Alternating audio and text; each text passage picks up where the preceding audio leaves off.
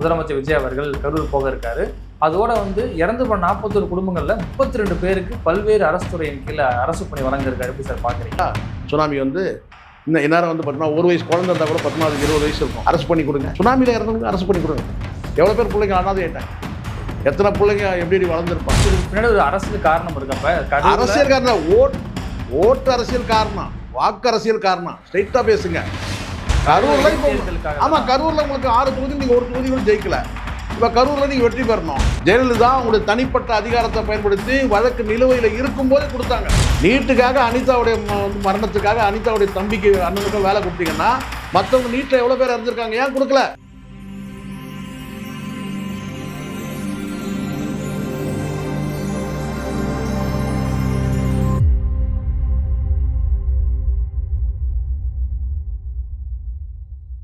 நேயர்களுக்கு வணக்கம். இங்கு நம்மோடு அரசியல் பேசுவதற்காக இணைந்திருக்கிறார் அரசியல் விமர்சகர் சேக்குவரா ஜெய்சங்கர்.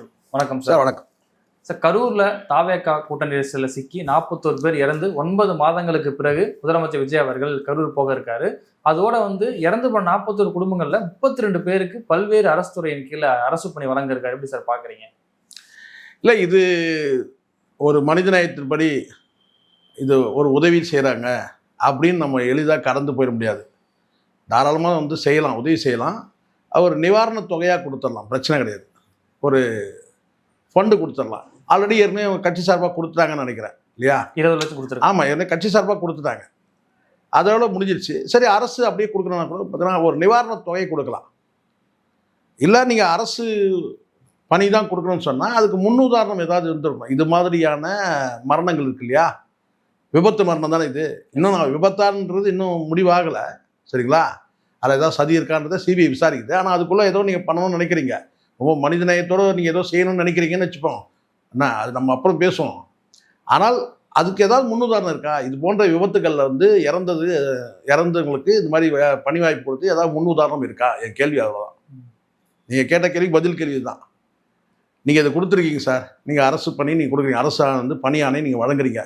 இது மாதிரியான ஏதாவது இதுக்கு முன்னாடி ஒரு நெரிசலில் அது நடிகனை பார்க்க வந்த கூட்டம் நெரிசல் அல்லது வேறு ஏதாவது நெரிசல் அது மாதிரி நடந்திருக்கா? உதாரணத்துக்கு நீங்கள் ஒரு பழைய சொல்கிறேன், பழைய விஷயம். ஒரு தியேட்டரில் நெரிசல் கூட கிடையாது, தியேட்டரில் படம் பார்க்க போனவங்க தீ விபத்தில் இறந்துறாங்க. தூத்துக்குடியில் டூரிங் டாக்கீஸில் இறந்தாங்க. 77 நடந்த விஷயம். அன்னைக்கு எம்ஜிஆர் நிவாரணம் கொடுத்தார தவிர யாருக்கும் அரசு பணிலாம் கொடுக்கல. இது வரலாறு. மகாமகம் உங்களுக்கு 92 ஜெயலலிதா சசிகலாம் இவங்க கும்பகோணம் போய் குளிக்க போயிருந்தாங்க. குளிக்க போன இடத்துல பார்த்தா அவங்கள பார்க்க வந்தவங்க நம்ம மக்கள் எவ்வளோ கேவலமான மக்கள் பாருங்க. 2 பொம்பளைங்க குளிக்க போகிறாங்க, சரிங்களா? அது கேட்டால் புனித நீராட போனாங்க. அவங்கள பார்க்க வந்த கூட்டம் 53 பேர் இறந்துட்டாங்க. ஏதாவது அரசு பணி கொடுத்தாங்களா? மாஞ்சோலை தோட்ட தொழிலாளர்கள் போராடினாங்க, ஊதியம் கேட்டு போராடினாங்க. அதுக்கு பார்த்திங்கன்னா உங்களுக்கு தடியடி நடத்தினாங்க. அதை நெரிசலில் ஆற்றுலேயே விழுந்து 17 பேர் இறந்து போயிட்டாங்க. அதுக்கு ஏதாவது அரசு பணி கொடுத்தாங்களா அவங்களுக்கு? சொல்லுங்கள். இதெல்லாம் நான் சொல்லக்கூடிய இதெல்லாம் ஒரு விபத்து மரணம்னு எடுத்து. இந்த விபத்துக்கு பின்னாடி அரசோட அலட்சியம், நிர்வாக குறைபாடு இதெல்லாம் இருக்குது. ஆனாலும் இவங்களுக்கெல்லாம் அரசு பணி கொடுத்தாங்களா? இதை கடந்து இந்த பக்கம் வாங்க, தேசிய பேரிடர் வாங்க, அதில் இயற்கை பேரிடருக்கு வாங்க. சுனாமியில் இறந்து எத்தனையோ பேர் அனாதை ஆகிட்டாங்க. சம்பாதிக்கிற அப்பா போயிட்டாரு, சம்பாதிச்சு தர அம்மாவும் போயிட்டாங்க. பிள்ளைகள் அனாதை ஆயிடுச்சு. கிட்டத்தட்ட ஒரு 20 வயசு கிட்டத்தட்ட 20 வருஷம் ஆயிடுச்சா? சுனாமி இன்னும் இந்நேரம் பார்த்தீங்கன்னா 1 வயசு குழந்தை இருந்தால் கூட 14 20 வயசு இருக்கும். அரசு பண்ணி கொடுங்க. சுனாமியில் இறந்தவங்களுக்கு அரசு பண்ணி கொடுங்க. எவ்வளோ பேர் பிள்ளைங்க அனாதை ஆகிட்டாங்க, எத்தனை பிள்ளைங்க எப்படி வளர்ந்துருப்பாங்க. குழந்தைங்க மட்டும் இல்லை, எவ்வளோ பேர் மூத்தவங்க இன்றைக்கி பார்த்தீங்கன்னா கணவனை இழந்த மனைவி எத்தனை பேர் இருப்பாங்க, இன்னும் எவ்வளோ பேர் இருக்காங்க. அவங்களாம் கொடுங்க அரசு பணிக்கு லிஸ்ட் எடுத்து கொடுங்க. நீங்கள் ஏதோ நிவாரணம் அந்த டைமில் கொடுத்துருக்கலாம், ஏதாச்சும் அது எனக்கு தெரியாது. நிவாரணம் கொடுத்துருக்கலாம், இல்லை கொடுக்காமல் விட்டுருக்கலாம். அதில் கொடுத்ததில் ஊழல் கூட இதுதான் கூட சொல்கிறாங்க. இந்த சுனாமியில் இறந்தவங்களுக்கு நிவாரணம் கொடுத்ததில் கூட ஊழல் இருந்தது சொல்கிறாங்க. நான் இப்போ அதுக்குள்ளெல்லாம் போகல. அரசு பணி கொடுத்துருங்க இப்போ லிஸ்ட் எடுத்து. முடியாதுல்ல? கும்பகோணத்தில் 119 குழந்தைங்கன்னு நினைக்கிறேன், 118 119 குழந்தைங்க ஒரு ஸ்கூல் எரிஞ்சு போய் அப்படியே சாம்பலாயிட்டாங்க குழந்தைங்க. அவங்களெல்லாம் வந்து பார்த்தீங்கன்னா அந்த பெற்றோர்களுக்கு இல்லை அது யாருக்காவது வந்து அரசு பண்ணி கொடுத்துருக்குறாங்களா சொல்லுங்கள். ஏன் விபத்தில் பாதிக்கப்பட்ட பிள்ளைகளே இருக்கிறாங்க. அதாவது அரையும் குறைமா எரிஞ்சு போன குழந்தைங்கள்லாம், தீக்காயம் அடைஞ்ச பிள்ளைகள்லாம் இருக்கிறாங்க, இன்றைக்கும் இருக்கிறாங்க. கூப்பிட்டு வர அரசு பண்ணி கொடுங்க. மனிதநேயத்தோடு பேசிகிட்டு இருக்கிறோம். நீங்கள் தான் மனிதநேயம் உள்ளவர் தானே, பண்ணீங்களா? அப்போ முன்னுதாரணம் கிடையாது. கூட்ட நெரிசலில் விழுந்து இறந்து போகிறவங்களுக்கு நிவாரணத் தொகை கொடுத்த வரலாறு இருக்குது, ஆனால் அரசு பண்ணி கொடுத்த வரலாறு இல்லை. இப்போ புதுசாக நீங்கள் இதை பண்ணுறீங்க இல்லையா, இனி எதிர்காலத்தில் இது தொடருமான்னு கேட்குறேன். எதிர்காலத்தை கூட விட்டுருங்க, உங்கள் காலத்தையே தொடருமான்னு சொல்லுங்கள். உங்கள் காலத்தை தொடரும்னு சொன்னால் உத்தரவாதம் கொடுத்தா இந்த 41 பேர் கிடையாது, இந்த 32 பேர் கிடையாது, இன்னும் உங்களை பார்க்க வந்த கூட்டம் பல பேர் இறந்துருக்கிறான், ரோடு ஆக்சிடென்ட்ல இறந்துருக்கிறான், உங்கள் வண்டியில் சிக்கி வந்து பார்த்தீங்கன்னா வந்து முட்டி மோதி இறந்துருக்கிற கதைலாம் உங்களுக்கு தெரியும். அவங்களெல்லாம் என்ன பண்ணுவீங்க? இப்போ 32 பேருக்கு அரசு பண்ணி கொடுக்குறீங்க சார், அவங்களுக்கெல்லாம் என்ன பண்ணுவீங்க? அவங்களும் உங்களை பார்க்க வந்த கூட்டம் தான். சிங்கிளா வந்து செத்தா நீங்கள் வந்து அரசு பண்ணி கொடுக்க மாட்டீங்களா சார்? சிங்கிளா செத்தா, கும்பலாக செத்தா தான் நீங்கள் 32 பேர் கும்பலாக, அதான் 41 பேர் கும்பலாக செத்தா தான் அந்த குடும்பத்தை நீங்கள் வந்து கணக்கில் எடுப்பீங்களா? செய்யறத திருந்த செய்யுங்க. செய்யறதுன்னு முடிவாயிடுச்சு திருந்த செய்யுங்க. 41 பேர் இறந்த சூழல்ல 32 பேருக்கு மட்டும் அது குடும்ப உறுப்பினர் சொல்றாங்க சார். சில பேர் குடும்பங்களில் வந்து வேலைவாய்ப்பு பெறுவதற்கான தகுதி இல்லைன்னு சில பேர் சொல்றாங்க. அந்த மாதிரி நபர்கள் யாரும் இல்லை. அதே சமயத்தில் ஒரு குடும்பத்தில் 2 பேர் 3 பேர் இறந்துருக்காங்களே, அதை சொல்றாங்க. நான் 32 வரைக்குமே பேசுறேன். இந்த 32 பேர் கொடுக்குறீங்க, கும்பலா இறந்து தான் நீங்க கொடுப்பீங்களான்ற. சிங்களெல்லாம் இறந்துருக்குறாங்கல்ல, உங்க மாநாட்டுக்கு வந்து போனவங்க, உங்கள் வண்டியை பின்தொடர்ந்தவங்க, உங்களை பார்க்க வந்தவங்க, வழி மறித்து பார்க்க வந்தவங்க, இப்படி இருக்க இன்னொரு 10 இருக்க, கிட்டத்தட்ட ஒரு 60 பேர் லிஸ்ட் இருக்கு மொத்தம். இப்போ நீங்கள் வெறும் 42 பேர் லிஸ்ட் எடுத்துட்டீங்கல்ல, இன்னும் மொத்த கணக்கு பார்த்தீங்கன்னா 60 வரைக்கும் இருக்க. அப்போது உங்கள் ஆட்சியிலேயே இது வந்து பார்த்தீங்கன்னா நீங்கள் இதை முழுமையாக பண்ணல, இதே நீங்கள் அரையும் குறையமாக தான் பண்ணுறீங்க, 32 பேருக்கு தான் பண்ணுறீங்க. அது சரி தப்புன்றதெல்லாம் வேறு சார். செய்கிறது நீங்கள் மனிதநேயத்தோடு செய்கிறீங்கன்னு சொன்னால் அதையும் முழுசாக செய்யுங்கன்ற நான். அதையும் அவங்களாம் என்ன பாவம் பண்ணாங்க விட்டீங்க சொல்லுங்கள். ஸோ அதனால் இதுக்கு பின்னாடி இந்த மனிதநேயம்லாம் கிடையாது, ஒரு மண்ணாங்கட்டியும் கிடையாது. கடந்த ஆட்சியில் வந்து கள்ளக்குறிச்சி நீங்கள் எடுத்துங்க, கள்ளக்குறிச்சியில் சாராயம் குடிச்சிட்டு செத்தான், குடும்பத்துக்கு 10 லட்சம் கொடுத்தீங்க. ஏன் அரசு பண்ணி கொடுத்துருங்க? அதையும் ஒப்பிட முடியாது இல்லை சார், எல்லாம் ஒன்று தான் சார். நீங்கள் பணம் மட்டும் சார், 10 லட்ச ரூபா தானே சார். 10 லட்ச ரூபான்றது பெரிய தொகை இல்லை. நிவாரணம் கொடுக்குறீங்கல்ல, அதுவே தப்பு தான். இப்போ நான் சொல்கிறேன், பணம் நீங்கள் சொல்றீங்க, பணம் கொடுத்துட்டு போயிடுங்க. இதுக்கு பின்னாடி ஒரு அரசியல் காரணம் இருக்கப்ப, அரசியல் காரணம், ஓட்டு அரசியல் காரணம், வாக்கு அரசியல் காரணம். ஸ்ட்ரைட்டா பேசுங்க, வாக்கு அரசியல் தான் காரணம். கரூர்ல இப்போ ஆமா, கரூர்ல உங்களுக்கு 6 தொகுதியில் நீங்க ஒரு தொகுதி கூட ஜெயிக்கல. இப்ப கரூர்ல நீங்க வெற்றி பெறணும். இன்னைக்கு ஒருத்தர் வந்து ராஜினாமா பண்ணிட்டு ரெடியா இருக்கிறாரு. இல்ல, உள்ளபடியே நீங்க என்ன செய்யணும்? பதவியேற்ற முதல் கையெழுத்துல சார் போட்டிருக்கணும். நீங்க ஃபர்ஸ்ட் கையெழுத்து போட்டிருக்கணும் சார். நீங்க இந்த அரசு பணி உண்மையிலேயே நீங்க மனித நேயத்தோட கொடுக்குறதா இருந்தா முதல் கையெழுத்து நீங்க சொன்னீங்க பாத்தீங்களா, ஒரு 3-4 கையெழுத்து போட்டீங்க பாருங்க. சிங்கப்பெண் அதிரடிப்படை, அப்புறம் ஏதோ ஒரு 3-4 கையெழுத்து போட்ட ஒண்ணு. ஆமா, 3 கையெழுத்து போட்டீங்க. அந்த 3 கையெழுத்துல பார்த்தீங்கன்னா முதல் கையெழுத்து தானே இருந்திருக்கணும். உங்களை பார்க்க வந்த கூட்டம் நெரிசலில் இறந்து போயிட்டான். முதல் கையெழுத்து அரசு பணி. அப்புறம் நீங்கள் அது வந்து அடுத்தது சார். அது நெக்ஸ்ட் நீங்கள் வந்து பார்த்தீங்கன்னா மற்ற திட்டங்கள்லாம் அப்போ நீங்கள் செய்யலை. இப்போ 2 மாதம் கழிச்சு இப்போ செய்ய வேண்டிய கட்டாயம் நிர்பந்தம் என்னன்னு கேட்டிங்கன்னா, உங்களுக்கு வந்து எலெக்ஷன் வருது, அதுக்காக பண்ணுறீங்க.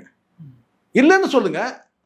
இல்லை அதெல்லாம் காரணம் கிடையாதுங்க, அதெல்லாம் காரணம் கிடையாது. எங்களுக்கு நோக்கம் வந்து மனிதநேயத்தின்படி அத்தனை பேருக்கும் நாங்கள் வந்துக்கணும். அப்போ நீங்கள் மற்றவங்களையும் விட்டுறீங்க. ஏன் இந்த லம்சமாக ஒரே இடத்துல வேலுச்சாமிபுரத்தில் இறந்தவங்களுக்கு மட்டும்தான் நீங்கள் அரசு பண்ணி கொடுப்பீங்களா சார்? உங்களை தேடி இன்னும் ஒரு 15 பேர் இறந்து போயிட்டாங்க சார். உங்களை பார்க்க வந்துட்டு அவங்களாம் இவங்க கொடுக்க மாட்டீங்க. அப்போ மனிதநேயம் வந்து செலக்டிவாக ஒரு கும்பலாக இருந்தால் தான் அவங்க மனிதநேயம் வேலை செய்யுமா சார்? சொல்லுங்கள். அப்போது இது வாக்கரசியலுக்காக. இப்போ இது வந்து இப்போ இந்த சிபிஐ வந்து பார்த்தீங்கன்னா குற்றம் சாட்டுறாங்க இல்லையா? அவங்க குற்றம் சாட்டுறாங்க. இப்போ அவங்க குற்றம் சாட்டுறதுன்னா இது வந்து வழக்கின் திசையை போட்டுன்றாங்க. பிரச்சனை இப்போ அது கிடையாது. இது வந்து தவறான முன்னுதாரணம். இது வந்து அடுத்தடுத்து அரசு பணி கொடுக்கும்போது வந்து பார்த்தீங்கன்னா இது இந்த கூட்ட நெரிசலில் வந்து பார்த்தீங்கன்னா சாகிறதுக்குன்னே சில பேர் போவோம். ஏன்னா பல நெரிசல்கள் இருக்குது எதிர்காலத்தில் இன்னும். அப்போ என்ன சார் கேட்டால் இதெல்லாம் வந்து பார்த்தீங்கன்னா ஒரு தவறான இப்படி போனால் நமக்கு வந்து அரசு பணி கொடுத்துருவாங்க, அப்படின்ற ஒரு தவறான எண்ணம் கூட வர்றதுக்கு வாய்ப்பு இருக்கு. இது வந்து அவங்க சொல்றது கேட்டா வழக்கின் திசையை போதும், வழக்கு திசையை மாறிடும்ன்றீங்க. அப்போ வழக்குல இவங்க சம்பந்தப்பட்டவங்க தான் அவங்க சொல்றாங்க. அது ஒரு காரணம் இருக்குல்ல சார். சரி, சரி, இது ஒரு முன்னுதாரணம் ஏத்துக்கிறோம். சரி, திமுக பண்ணா என்ன செஞ்சிருப்பாங்க? திமுக பண்ணிருக்கு, அப்ப என்ன செய்வீங்க? வழக்கு நடந்துகிட்டு இருக்கு சார், இன்னும் முடியல. சரி, அப்போ நான் கேட்கிறேன், இந்த குற்றச்சாட்டு சங்கரராமன் கொலை வழக்கில் வந்து பார்த்தீங்கன்னா அவங்க மகனுக்கு வந்து பணி வாய்ப்பு கொடுத்தாங்களா இல்லையா? அப்போ இவங்க எதிர்ப்பு தெரிவிச்சாங்களா? இப்போ எது தெரிவிக்கிறாங்களா? நம்ம பாராட்டணும்ல அதை. சார், பாராட்டுதெல்லாம் இந்த இது பெருமாள் கோயில் சுண்டலா பாராட்டு தான். நீங்கள் கொஞ்சம் பாராட்டு வச்சுக்க, நீங்கள் கொஞ்சம் பாராட்டு பேசுனா கரெக்டாக பேசணும். சங்கரராமன் கொலை வழக்கில் அவங்க மகனுக்கு வந்து சார் கோயிலில் ஒரு நிர்வாகி வெட்டி கொல்லப்படுறார் சார். அதுக்கு பின்னாடி வந்து பார்த்தீங்கன்னா பல காரணங்கள் சார்.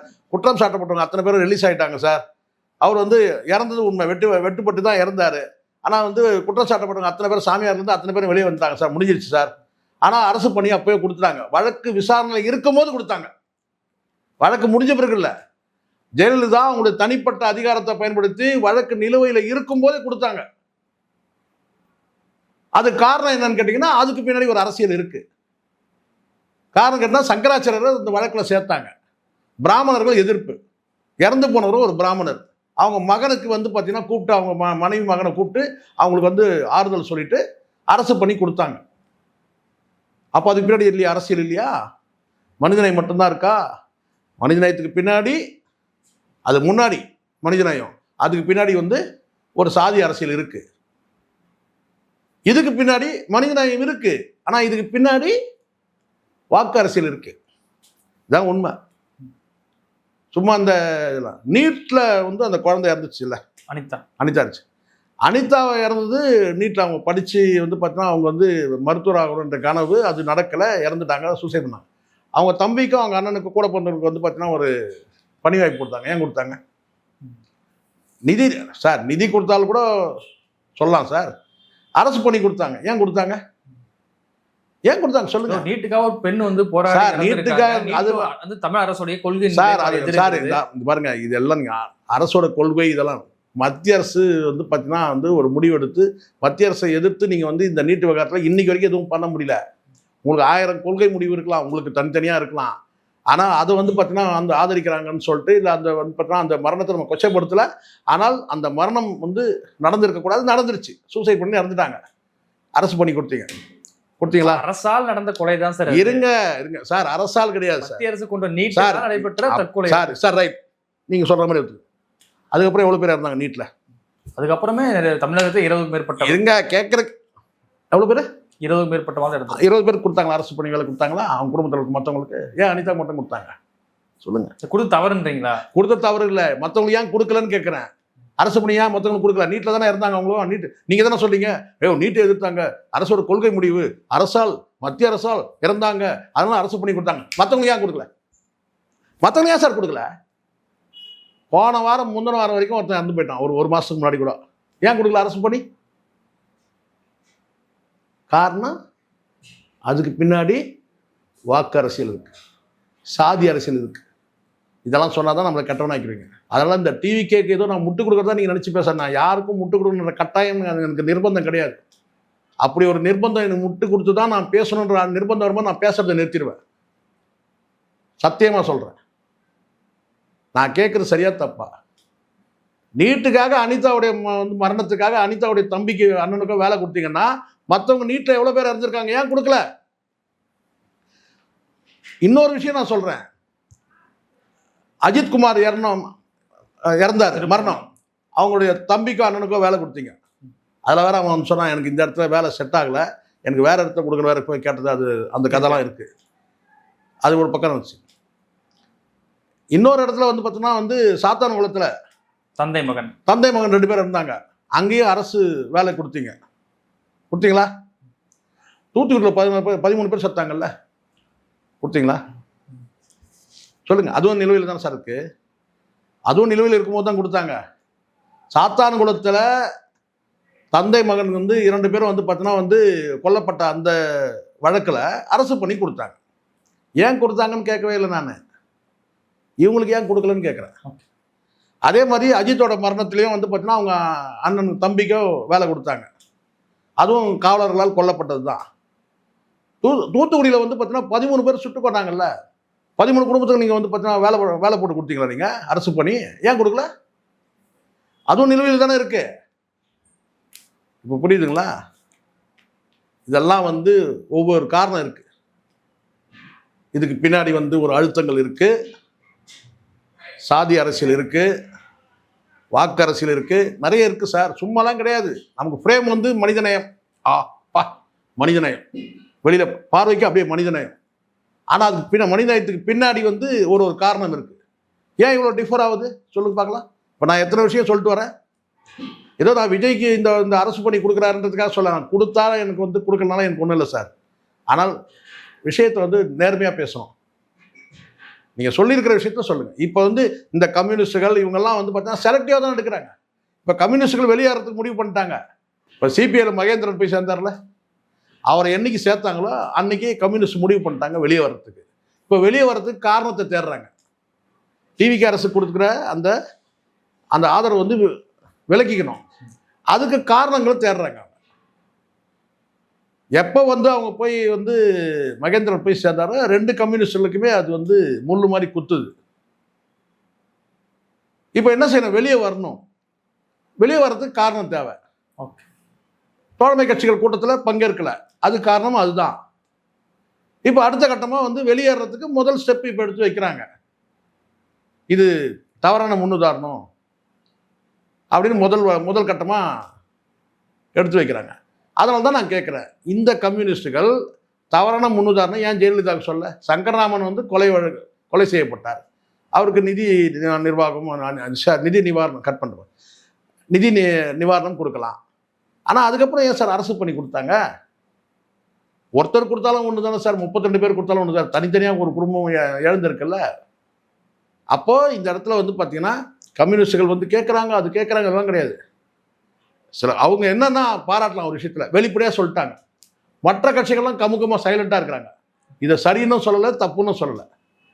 ஆனால் என் பார்வையில் நான் சொல்கிறேன், இந்த டிவிக்கே தரக்கூடிய இந்த அரசு பணி கூட இதுக்கு பின்னாடி வந்து பார்த்தீங்கன்னா வாக்கு அரசியல் இருக்குது. வெளிப்படையாக பேசணும், வாக்கு அரசியல். ஓகே சார், அதுதான் நோக்கம், வேற எந்த நோக்கமும் கிடையாது. அப்படி நோக்கம்னா கிடையாது. மனிதனை என்ன நோக்கம்னா உங்ககிட்டே இன்னும் பேலன்ஸாக ஒரு 15 பேர் இருக்கலாம். இவ்வளோ நேரம் நிகழ்வு கலந்து கொண்டு பல்வேறு கருத்துக்களை பயன்படுத்தி நன்றி சார். நன்றி சார்.